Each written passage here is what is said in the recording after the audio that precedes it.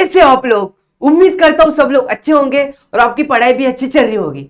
तो मैं हूँ मानस और आपका स्वागत करता हूँ जेआर ट्यूटोरियल्स में। तो जैसे कि आपका 23 को पेपर है, ऑलरेडी मैंने आपका one shot grammar, writing skill, आपका पैसेज से आंसर कैसे फाइंड करते हैं, एप्रिसिएशन, पोयम, एवरीथिंग ले चुका हूँ। और अब की पारी है अपने लास्ट विभाग, लास्ट टॉपिक की, जो कि अपना लास्ट टॉपिक बचा हुआ है, जो कि है स्थूल वाचन। क्या है? स्थूल वाचन। कितने मार्क्स को आता है टोटल? टोटल आता है 6 मार्क्स को। तो देखो, स्थूल वाचन देखा जाए तो आपको सेल्फ लर्निंग टॉपिक है। क्यों सेल्फ लर्निंग? क्योंकि यहाँ पे क्वेश्चन ऐसे आते हैं जिसको हम लोग खुद से लिख नहीं सकते। उसका आंसर हम लोग जो स्थूल वाचन का चैप्टर है वहां से अपने को डिक्टो आंसर लिखना होता है, तभी अपने को 3 में से 3 मार्क्स मिलते हैं। बराबर। तो आपके लिए, मैं आपके लिए, सिर्फ और सिर्फ आपके लिए इंपॉर्टेंट क्वेश्चन लेके आया हूं। हर एक चैप्टर से 2-2, 3-3 क्वेश्चन लाया हूं। देखो, टोटल 4 चैप्टर है और क्वेश्चन आते हैं हम लोग को 3 क्वेश्चन आते हैं। बराबर। तो 3 क्वेश्चन कितने चैप्टर से आएंगे? 3 चैप्टर से आएंगे। बराबर। तो आपको कौन से भी 3 चैप्टर उठाने? कितने? 3 चैप्टर उठाने और 3 चैप्टर से ही करने। कौन से भी उठाओ, आप पहले 3 चैप्टर उठाओ, लास्ट वाले 3, बीच वाले 3, कोई भी उठाओ, आपके ऊपर है, आपकी मर्जी। कोई भी 3 चैप्टर करके जाओ, 3 में से आपको 2 क्वेश्चन तो आएंगे ही उसके। बराबर। 3 में से 2 क्वेश्चन आप सॉल्व करेंगे, आपको 6 में से 6 मार्क्स मिलेंगे। बराबर। उसके भी, और उतना भी नहीं आपको करना, उतना भी नहीं आपको करना, तो 3 चैप्टर के मैं मोस्ट इंपॉर्टेंट क्वेश्चन आपके लिए लाया हूं। वो भी करके जाओगे तो भी इना पे उसमें से आने के चांसेस बहुत ही ज्यादा संभावना है उसमें से आने की। चलो तो देखते क्वेश्चन। देखो, फर्स्ट है अपना जाता असाला। काय? जाता असताला। बरोबर। जाता असताला हा आपला कोणता आहे? फर्स्ट चॅप्टर आहे। बरोबर। हा फर्स्ट नाही, आपला फर्स्ट चॅप्टर दुसरा आहे, पण मी तुमच्यासाठी जो मोस्ट इंपॉर्टंट चॅप्टर आहे त्याचे क्वेश्चन फर्स्ट आणले। फर्स्ट चॅप्टर मला जाता असताला खूप इंपॉर्टंट वाटला म्हणून त्याचा आणला। बरोबर। तर त्यामध्ये फर्स्ट क्वेश्चन मी तुम्हाला आणलंय की पणतीचा काय? पणतीच्या उदाहरणातून कवितेत व्यक्त झालेला विचार झालेला विचार तुम्ही लिहा। बरोबर। हा कवितेत सूर्य व पणती या प्रतीकाचा तुम्हाला समजलेला अर्थ लिहा।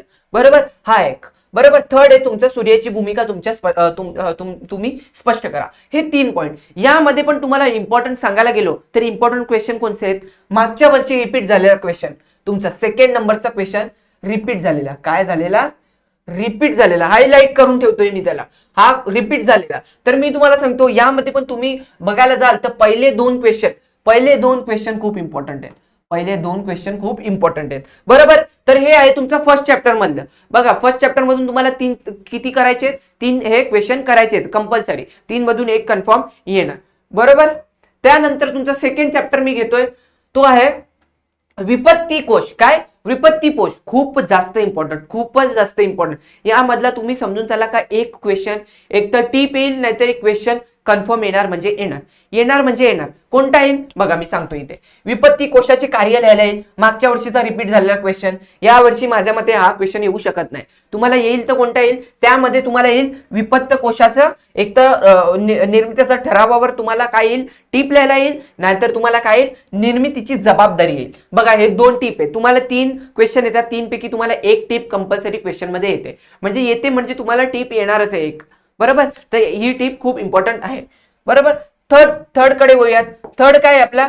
जगणं कॅक्टसचं खूप जास्त इम्पॉर्टंट। हर एक क्वेश्चन पत्रिकेमध्ये, हर एक पीवायक्यू मध्ये तुम्हाला या चॅप्टरचा एक क्वेश्चन दिसणार म्हणजे दिसणार। आणि मोस्ट ऑफ वेळा कोणता रिपीट झालाय?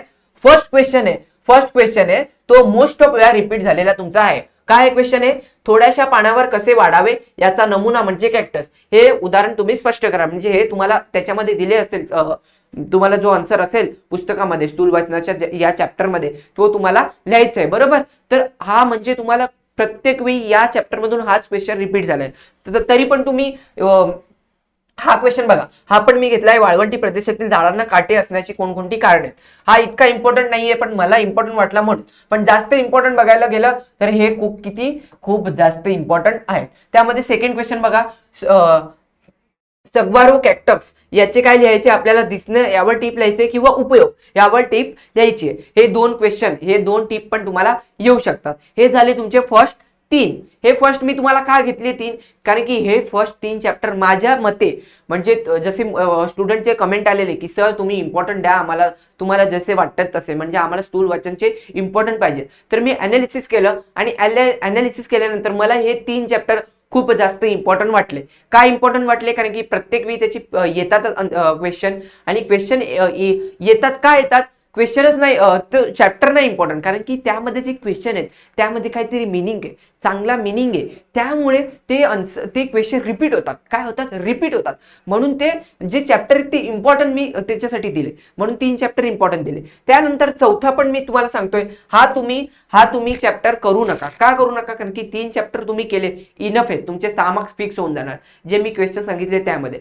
पण समज एखाद्याकडे जास्तच टाइम आहे आणि त्याला करायचंच आहे, म्हणजे मी 3 पैकी 3 पण सॉल्व्ह करेल, म्हणजे किती 3 चॅप्टर तुम्ही जरी केले तरी 3 मधले तुम्हाला 3 नाही तरी 2 क्वेश्चन तर येणारच आहेत, बरोबर. 2 क्वेश्चन आले तरी तुमचे 6 मार्क्स झाले. पण कोणाला शंका असते की मी 3 केले आणि 3 मधून मी एखादा विसरलो, बरोबर, तो उरले किती 2च उरले, आणि 2 मधून मला एक दुसऱ्या चॅप्टरचा क्वेश्चन आला जो मी चॅप्टर केलेला नाही, मग उरला किती एकच, मग माझे 3 मार्क्स जातील. त्यामुळे काही स्टुडंट असे पण असतात की ते चारीच्या चारी हे करतात. पण मी तुम्हाला सजेशन देईल, एक चॅप्टर, आणि कोणता चॅप्टर, तो चॅप्टर पण मी शेवटला घेतलाय. कोणता चॅप्टर, तुम्ही मोठे हात असलेल्या मुलांनो, हा चॅप्टर तुम्ही काय केलं, स्किप केलं तरी चालेल. तुम्हाला जे पहिले 3 चॅप्टर दिलेत ते तुम्ही केले तरी चालतील. त्या 3 चॅप्टर मधूनच तुम्हाला दोन क्वेश्चन आलेले दिसणार. 23 ला एक्झाम आहे. एक्झाम नंतर तुम्ही मला बोलाल की सर तुम्ही जे इम्पॉर्टंट दिलेत त्यामधूनच आम्हाला आले, आणि पहिले जे 3 चॅप्टर दिले त्यामधूनच आले.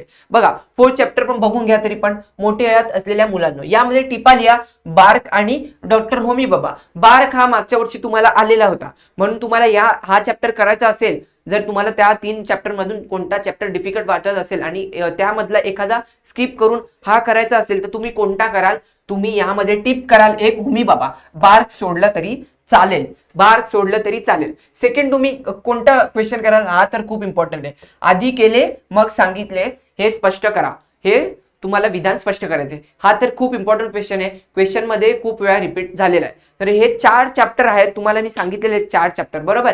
त्यामधून तुम्हाला कोणतेही 3 करायचे आहेत, बरोबर. तर इथे तुमचा ग्रामर कंप्लीट झालाय, ग्रामर वन शॉट घेतलंय, writing skill one shot, poem appreciation one shot घेतलंय, तुमचं मी गद्य विभाग पण वन शॉट घेतलंय, आणि तुमचं लाईव्ह पण घेतलंय. लाईव्ह मध्ये तुमचं सगळं कव्हर पण केलंय, ग्रामर आणि गद्य. आपण आता नेक्स्ट लाईव्हला आपण दुसरं पण कव्हर करणार आहे, ज्यामध्ये रायटिंग स्किल तुमची मोस्ट इम्पॉर्टंट 24 मार्क्सची, आणि त्यामध्ये आपण कव्हर करण्याचं पोएमचं पण कव्हर करण्याचं, किंवा स्थूल वाचन त्यामध्ये एक पॉईंट घेऊ, स्थूल वाचन घेऊ, म्हणजे पोएम आपण राहील तर पोएमचं पुढच्या दिवशी पण आपण घेता येईल, बरोबर. तर आपलं सगळं सिलेबस या ठिकाणी कव्हर केलेलं आहे. कोणालाही कोणत्या गोष्टीमध्ये प्रॉब्लेम नाही आला पाहिजे. फक्त तुम्हाला व्हिडिओ बघायची आहे, व्हिडिओ नंतर जे क्वेश्चन दिलेत ते तुम्हाला फाइंड करायचे आहेत, म्हणजे त्याचे आन्सर तुम्हाला पुस्तकातून शोधायचे आहेत आणि ते तुम्हाला लर्न करायचे आहेत, डोक्यात ठेवायचे आहेत. एकदा वाचले तरी तुम्हाला त्याची कॉन्सेप्ट आणि ते समजलेच पाहिजेत, कारण की ते तुम्हाला डायरेक्ट येतात. काय तुम्हाला तिकडे येत नाही की पॅराग्राफ दिलाय आणि त्यावरून आन्सर लिहायचं आहे जसं गद्य विभागामध्ये, तसं नाही. इथे फक्त क्वेश्चन असतो आणि तुम्हाला 3 मार्क्सला तुम्हाला 7 ते 8 ओळी लिहायचा कंपल्सरी असतात. तेव्हा जाऊन तुम्हाला, आणि ते पण तुम्हाला परफेक्ट रिलेटेड, जो क्वेश्चन दिलाय त्या रिलेटेडच तुम्हाला आन्सर पाहिजे. तुम्ही थोडं तरी त्यामध्ये चुकी केली, दुसऱ्या क्वेश्चनचं आन्सर टाकलं तर नाही होणार, कारण की हे स्थूल वाचन आहे. इथे तुम्हाला लर्न करणंच भागच आहे, लर्न करणं तुमचं भागच आहे, तुम्हाला करावंच लागेल, बरोबर. तर हे आहे तुमचं 6 मार्क्सचं स्थूल वाचन. जर तुम्हाला एक्झाम रिलेटेड काही प्रॉब्लेम असेल तर तुम्ही ज्या टोटलच्या ऑफिशियल पेजवर मेसेज करू शकता, किंवा इथे मी माझा इन्स्टा आयडी पण मेन्शन केला आहे मानस7 म्हणून, तिथे पण तुम्ही मला प्रश्न तुमचा विचारू शकता. प्रॉब्लेम मी तुमचा सॉल्व्ह करण्याचा प्रयत्न करेल. खूप सारे स्टुडंट मेसेज पण करतात, मी प्रत्येक स्टुडंटला रिप्लाय देण्याचा प्रयत्न करतो, त्यांचे प्रॉब्लेम सॉल्व्ह करण्याचा ट्राय करतो, ठीक आहे. तर तरी पण तुम्हाला काही प्रॉब्लेम असेल तर कमेंटमध्ये करा आणि जास्तीत जास्त शेअर करा. भेटूया नेक्स्ट व्हिडिओमध्ये, तिथपर्यंत अभ्यास करा चांगला. Bye bye, take care.